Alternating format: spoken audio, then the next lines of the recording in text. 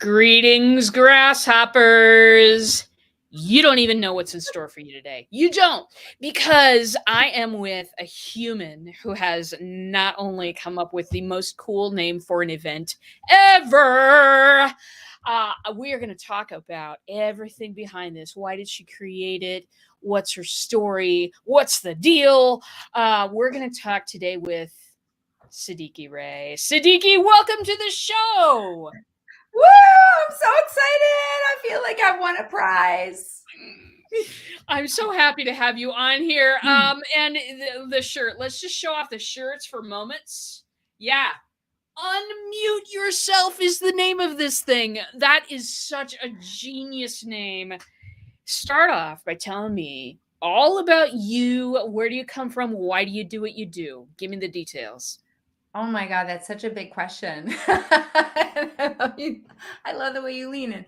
Well, first of all, Siddiqi rhymes with cheeky or freaky, depending on who you are and where you're located. I am a professional photographer, and I have been doing my craft of photographing people's souls, doing intuitive readings when they're in front of the camera to get them like kick-ass marketing and branding images. And I have lived and worked all over the world for crazy big organizations like the Associated Press and Time Magazine. And basically, like it should say Siddiqi Ray, hashtag epic. No. And I've lived my life behind the camera.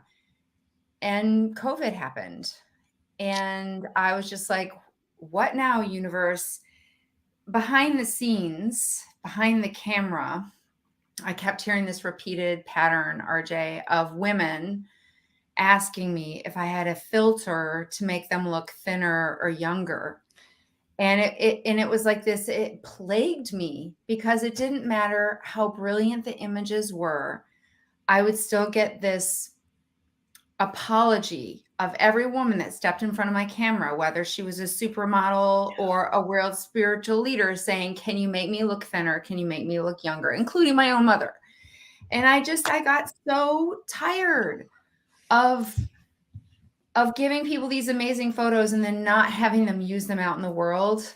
And so during COVID, I spent a lot, I love the faces. Like, yeah. During COVID, I spent a lot of time praying, meditating about what is the deeper root cause of us never feeling like we are good enough. What the WTF? And I was like, now that I don't have my camera to try to show you how amazing you are, what else do I have to be of service to this very, very real issue for women? And so that is why I created what I have created over the past 2 years. And I'll talk about that more in a minute. But, I've worked with 4 Kennedys as their coach, their health and wellness coach. I've worked for Mayo Clinic. I've been the first female on staff as a photographer at major Fortune 100 companies. And part of where this is coming from is that in retrospect, I realized how muted I was, how I'd really muted my voice and my truth to the point where it was just really soul crushing and I had to leave. And so now I'm on this mission, like to help 10,000 women unmute themselves so that we can show up and shine our light in the world and make the contribution that only we as individuals can make, because I believe that is what's going to change the trajectory of what's happening in business, in our relationships, and in the world, is when women start to show up, speak up, and stand up. Let's just take that in for a minute. Helping women show up, speak up, and stand up. I love this. I love it because I coach a lot of coaches, and one of the things that they say about being visible is, I don't want people to talk about my chin. Well, I'm laughing, but yeah, the haters. I don't want the haters to come and give me hate, because they've witnessed fellow women getting harassed online, harassed and real damage, real bullying damage going on online. They've just like they witnessed it out there in the work world, online is no different. It comes a little bit differently. More people have access to you, but women are afraid. They just see others being put down so much, and we even do it to ourselves, just like you were saying with those photographs. And do you have a filter? Holy moly. That is such a problem. Where do you think that comes from? Is it, I mean, it can't be born in, because boys don't have it. You know what I'm saying?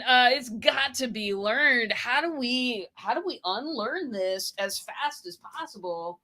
Because the world needs us right now. Well, let's look at where it came from. And let's look at how we can build a different structure. But it came from advertising. It came from, the media portraying, that old adage, you can never be rich or too thin, or too young. And now it's just, honestly, it's just gotten worse with social media. You look at the fallout for young women and their self-esteem, and you look at TikTok. You and I were joking about TikTok, and but it is no joke. Like, if I had a daughter, I would be seriously concerned about her well-being and her self-image and her self-esteem. And it comes from generation after generation of, these how women should be to fit in. Like, what is our spot? And I know I consider myself in the marketing space. And, I worked at Target. I worked at some of these places that I perpetuated that myth of, like, Yep. this is what it looks like to be acceptable and beautiful and successful. I perpetuated that. So I will raise my hand and say, I know what it's like to be on the inside of advertising. And I also know what it's like to be on the inside of me. And I come by it rightly. Like, my dad is a plastic and reconstructive surgeon. I love my mom, but my mom is so augmented with plastic surgery that I grew up thinking I'm never going to be enough. I remember a conversation, RJ, that we had in a doctor's office, and the question was, boobs or nose? You turned 16 in my family, and it was like, what plastic surgery do you want? Do you want boobs or nose? And that was normal where I grew up in New York.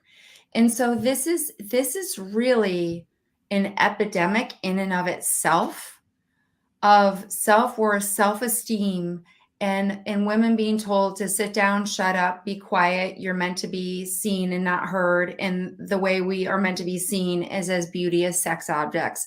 I know I sound like a feminist, and maybe I am, but more than anything, I think that the women that I know that are like you, we have brilliant contributions to make to this world. And the one thing that stands in our way is our perception of what our value is, in the world and in the media. So it goes back as far as long before you and I were glints in our parents' eyes. This message about women, it's been the paradigm for the planet for as long as any of us can remember. Yeah. And we can't just sit by and let it be that way anymore. We have to start questioning it, and we have to start being and doing things differently. That is just in itself, that's an amazing thing. Have you seen any of it's on Prime, Watch Out for the Big Girls? Lizzo's doing a Yes. series. Yes. Did you see the episode where they were asked to write things that people had called them Yes. on the glass, Yes. and then she took her shoe and broke the glass? I loved that. If only I could do that on Zoom. Watch party. I know. If only I could do that on Zoom. Okay, everybody, break a window in your house. Yeah, but it was such a moment for me, because I know that I've gotten a lot of hate. It's weird. I've gotten hate for the goggles and cape. I've gotten hate for my weight. I have even gotten hate for not looking female enough. That was a fun one. I've been on the receiving end for that, and gosh, transforming it is so powerful to transform what I think of getting hate online. It's been so powerful to transform that. You have an event coming. It is Mhm. coming fast, and I want the world Coming to back. know, which is why we're doing this interview right Oh, now. Can you tell everybody about this amazing event you've yes. created? Yes, yes, yes, yes. So Unmute Yourself Live. It's happening on it. We're starting on July 18th at 5 p.m. PST. It's an hour a day for 5 days. And my goal is to create a safe space for women to begin to express themselves Mhm. authentically and vulnerably in a safe community, because we cannot make the change that we're meant to make in the world if we are still muted, if we are still hiding out, if we are still a best kept secret. Nothing is going to change. And if we wait for other people to do the work, we are the ones that have to raise our hand and make that choice. So this 5-day event is really, it is geared towards business owners that want to get more clients online. They want to make more cash. They want to make a contribution. But really, it's for women like us that have gifts and talents and need to shine it out in the world, because the world is super dark right now. And so we look at, what is the cost of staying hidden and staying muted to us individually, to us as a collective? What is the cost? What we want more than staying muted and, avoiding judgment, avoiding feeling exposed. What do we want more than that? And most women, it's like, I want to make an impact. I'm here to serve, and getting more specific about that, and then making a commitment to that, and then getting a very simple strategy and plan to implement that online, because this right here is the new stage. And online interactive events, networking, business is not going away. And so we need to step up and step in to the spotlight on Zoom, on these, broadcasts, and really transmit that message, that frequency of change and hope. And so that's what the event is geared towards. There's so much in there. There's so much in there. Will there be a community of some kind geared around this as well? Yeah, I love this. So I have a Facebook group called Women in Biz Getting Visible Together. We broadcast this event into that free group because, as you know, if you try to take on the haters by yourself, as I have in the past, you will end up like I did for years under the covers, just hiding. Like, not any one of us has the courage to do this on our own. And one of the things that I find, RJ, is that nobody needs more education or more training or maybe even more tools. We just need accountability. We need hand-holding. We need support, and we need a safe space to practice. And that is really what I create. That is so beautiful. I love this idea because it is we need it so badly. And like the thing that you just said, if you try to go after the haters yourself, it's not going to maybe be pretty. But if you do have a group of strong, supportive people around you, what can't you do? The other thing, yes, 100%. And the other thing that occurs to me is that when we say social media, when we say marketing ourselves online, we think that that means that we need to expose ourselves to the masses and just like let everybody see our underbelly, and then we just have to take it on the chin when the criticism comes, right? And turn the other cheek. One of the things that I found to be a very effective strategy for women marketing themselves online that do have a lot of insecurities around how they look, I call it the vanity dilemma, do have a lot of challenges around technical stuff, do have a lot of challenges around addressing and dealing with that raging inner critic. I call her the wicked bitch that takes us down. Is that we have to come together and realize that we're not alone, that we're not the only ones that have this voice in our head, and that together we can do what we could never do by ourselves. Right. And again, I know I sound like a feminist. However, you say I'm a feminist like it's a bad thing. I used to say that. Yeah, I mean, like, I'm okay with you being as feminist as you want to be. I used to say to my male colleagues, you say I'm a bitch like it's a bad thing. Where was I going with this? I'm recovering from COVID, so I feel like I have COVID brain, but I think you get the gist of that we are all in it together. We are all sensitive, and you don't have to be visible to everybody. There are settings on all of these social media platforms where you can actually edit your audience. And that, we have to create online safety for ourselves and edit who sees our stuff. Like, I love my mom, but she has edited off certain feeds because her feedback was not helpful about how much weight have you gained during COVID? You look really big online. I'm worried about you. I'm like, oh my God. And block my mom from my social media. I know. Brutal. So we all have to realize that we are not meant for everybody, that we don't have to expose ourselves to everybody online, and that there are ways to be vulnerable and be seen and unmute ourselves, that it's a benefit to others and it doesn't harm us, because that's really important, right? Nobody needs more hate coming at them. Most of the women that I work with, I don't know if you'd consider yourself in there, we already hate on ourselves enough. We don't need to hear that from other people as well. Oh no. Have you ever seen that video? And I'm misplacing the woman's name, but it was a TED Talk on how boys are taught to be brave and girls are taught to be perfect. Mm-hmm. And that is like one of the central themes, because we, 100% all of the time, perfection, or don't even leave your house, don't even try.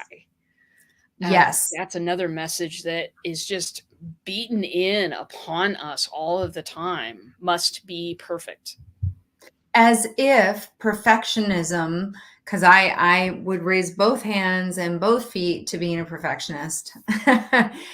And it's like, as if that ever saved me or protected me from other people's criticism.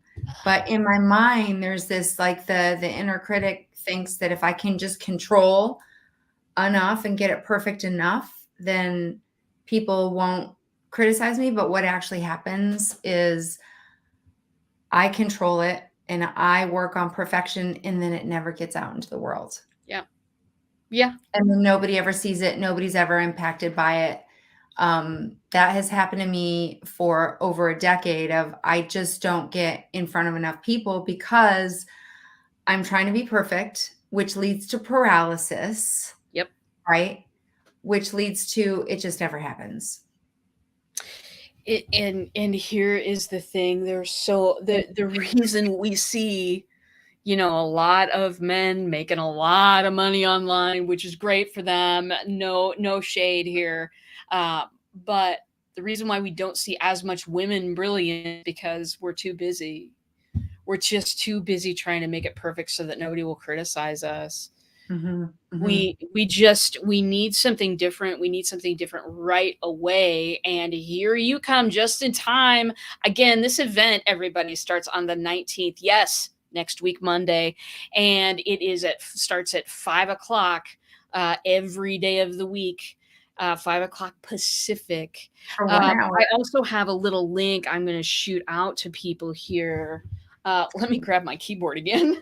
Okay, she's going to grab the link while I tell you that I know this all sounds really serious, but actually we're going to have a lot of fun. It's not the kind of event or workshop that you show up to and you just sit there passively. There's a lot of engagement. It's very interactive. RJ is going to be hosting it. And so we're going to do fun fun party games. And we do really need to lighten up a little bit, right? I mean, I know I do. Amidst all that perfectionism, we need accountability, support, and structure, but we also need to lighten the F up and not take ourselves so seriously, because that's what leads to imperfect progress, right?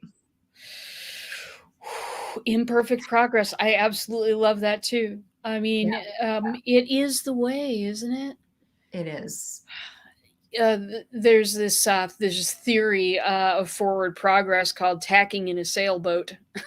Have you heard of this one? Yeah. We don't go from point A to point B and now there you are and there's your destination and now you're all happy. It is, let's go with the wind. Let us adjust our sails with the wind. And instead of going straight, we go this way for a while, then we go this way for a while, and we go this way for a while, and then we end up at our destination. But it is, what that stands for is a much more flexible journey. Mm-hmm. If I have the support and accountability and guidance that I need, I can go anywhere I want. That's true. Yeah, we all just need people to see us, which is where this all started, by the way. This all started, can I tell this story? I know You we're on must. time. Okay, I must. So, 1999, I get this assignment to go photograph the Dalai Lama for Time magazine. I am just coming out of Target, so I'm not a journalist. I'm a fashion photographer. And I was like, what would a real journalist do? So I go buy the little vest. I'm in India. I put all the lenses in my pocket, and I'm at the top of the steps waiting for the Dalai Lama to come up the temple stairs, the temple where the Buddha attained enlightenment. And I'm standing there in this full-length Tibetan, it's called a chupa dress, because I thought, okay, I'm going to be respectful of the culture and dress like Tibetan women. Totally stupid. And all of a sudden, these guys with machine guns are waving their machine guns in my face and gesturing me to get out of the way, get out of the way. And so the only way to go was hop over this rail and get on the other side of the stairs. So the Dalai Lama is coming up the stairs in his little bare feet at like 70 something years old in twos, and they're screaming at me with machine guns. And I'm like, holy shit, is this what real journalists go through? And so I go to jump over the rail, but I'm in this long dress, and I go to spread my legs, and I'm like a penguin, and I go sliding down this rail like it's this ice cap.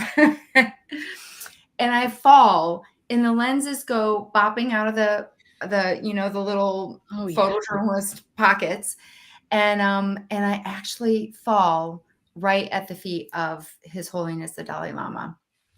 And I look up, and he's like backlit, and I hear this little giggling, and this hand reaches down, and it's the Dalai Lama, and he pulls me up, and he looks at me, and he pulls me next to him. And in that moment, I felt so inadequate. I felt so humiliated, so humbled, so embarrassed. I was just shattered, just like my lenses. And yet he put his arm around me, and he giggled, and he gave me a pat, and he moved on. And I realized that my whole life was this one long string of striving to be seen, to be heard, to feel significant. And in that moment, he saw me and the tragedy of what I was trying to be a journalist. And he reached out a hand, and he just was there with me. And that moment really changed my life. And, he went on the next year at the World Peace Summit to say the Western women will save the world. And I've been meditating on that and contemplating that ever since. And I believe that the way I don't know if we can save the world, but I know we can contribute, is by unmuting ourselves, telling the truth, showing up with our hearts open and willing to be of service with all our gifts, and shining the light where it's the darkest, which is mostly in male-dominated paradigms. So what an amazing story. I had no idea you had that story. That is so beautiful. The thing that brought me into the thing that really smacked me over the head with bots was Mm, that I could digitally make somebody feel seen, heard, and cared about. And yes. Yeah, that's all anybody ever wants anyway. it is. Yes. Clicks, CTAs, marketing reports, charts, analytics aside, this is all people want. Yeah. And, and for me too, so we've been taught, you and I were talking about some of the foibles of the transformation industry. And one of the things that, we were talking about was just that men, a lot of men are making, what we see them producing is cast a wide net, bring a few people back, cast a wide net, so that you can cast a wider net and bring a few people back.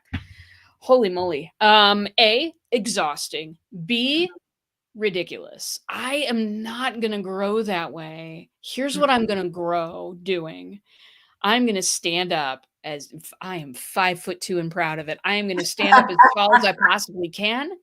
I am going to speak my truth, and there will be some people out there who just know that that's true for them.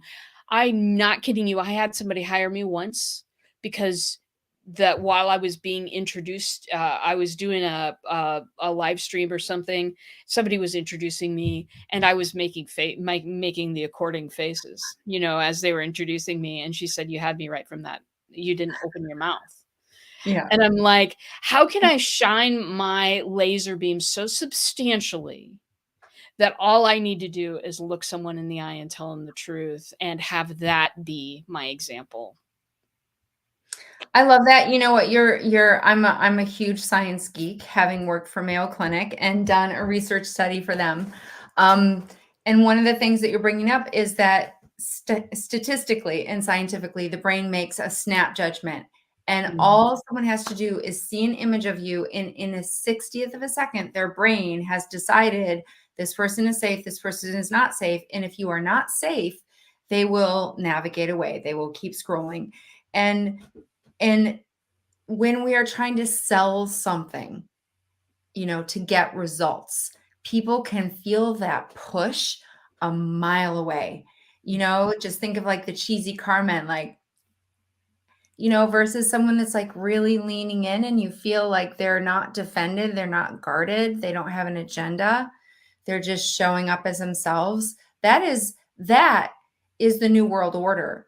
That level of magnetism, that level of vulnerability, that level of authenticity in the sea of sameness, of everybody trying to push an agenda. All I am telling you, my clients have had the most amazing results, not even like marketing or selling anything, just showing up, telling the truth, being themselves, being seen, being willing to unmute themselves and be vulnerable.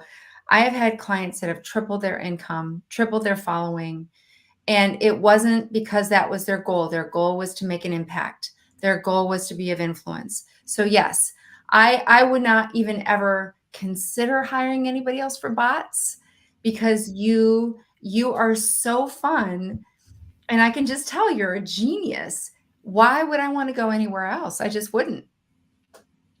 Well, That's thank really good you. marketing. That's really good. I'm giving yourself visibility. So well done, you. Yes, I'm so happy. I'm just so happy to be with somebody who resonates so hard with the things that I talk about, because people, a lot of people who are facing, entrepreneurs who have been in business maybe less than 5 years, they're out there, they're going to fix, they've got this 17-step silver bullet to whatever it is that you need, right? And the thing is, there are times, and I know that your event is going to talk about this. There are times when no technical element is going to fix what is wrong, Mm, because what is wrong is in here. mhm, It's not just in here, it's in here.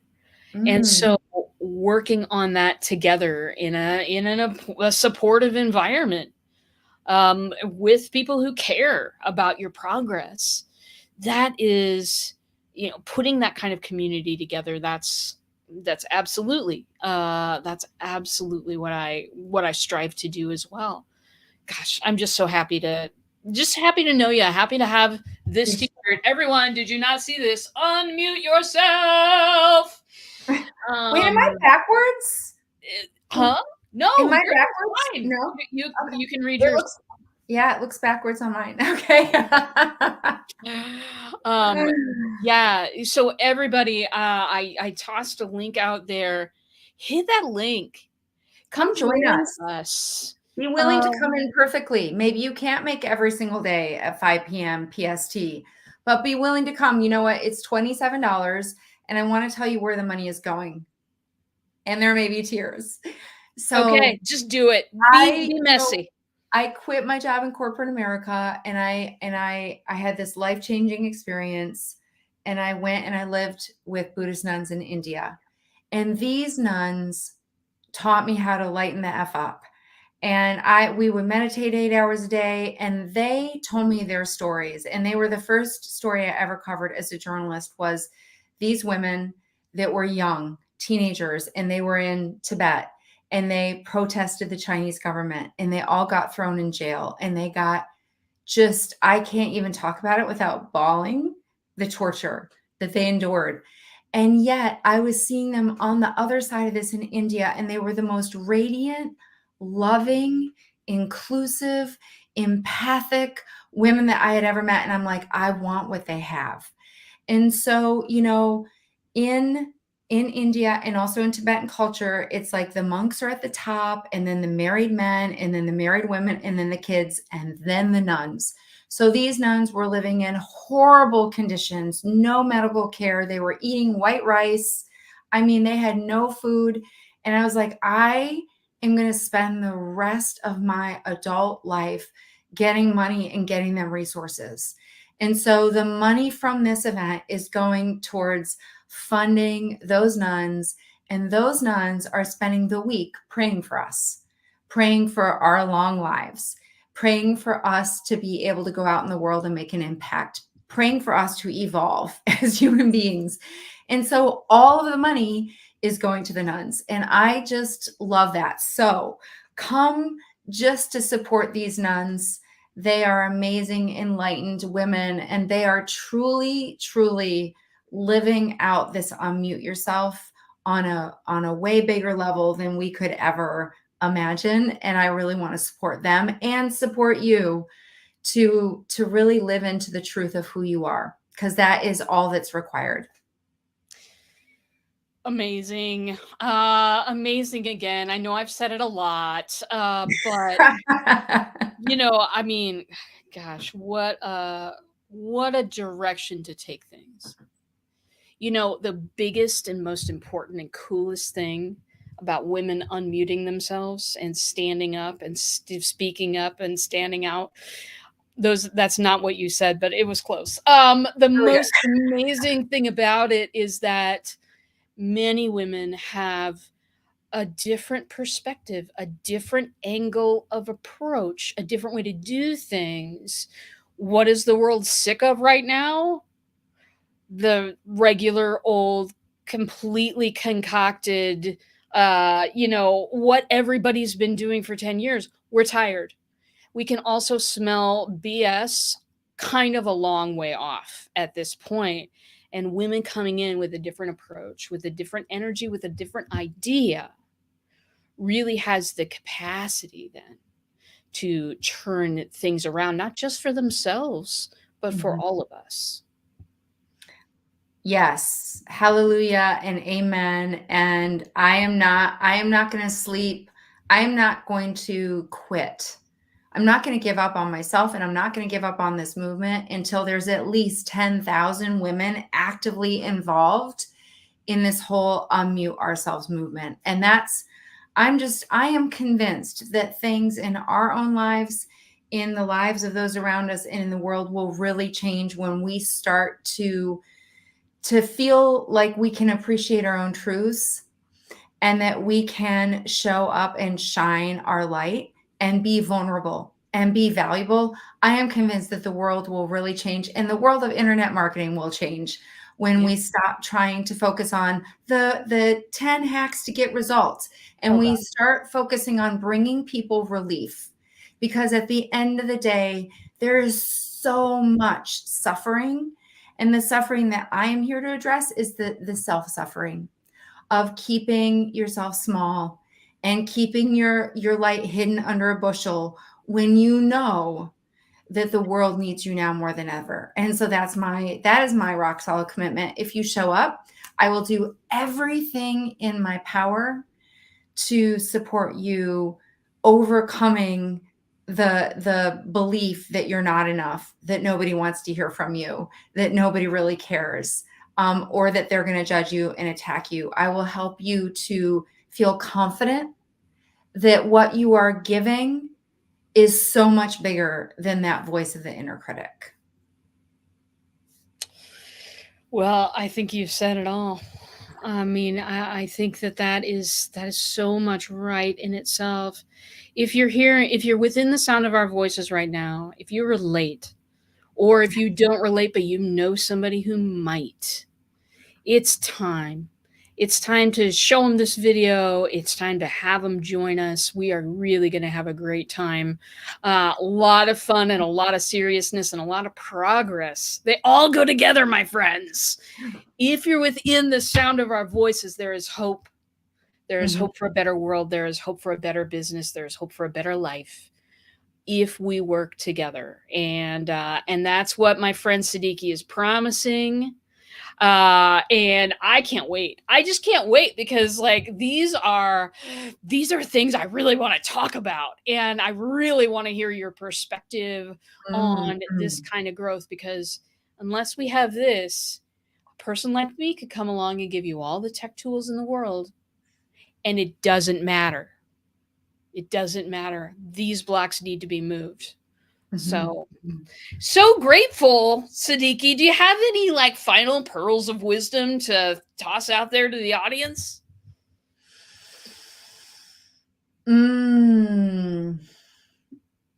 Just, that Oscar, I think it's an Oscar Wilde quote that's like, why be a second-rate version of someone else when you can be a first-rate version of yourself? And honestly, at the end of the day, we are waiting for you, and we hope you join us. Beautiful.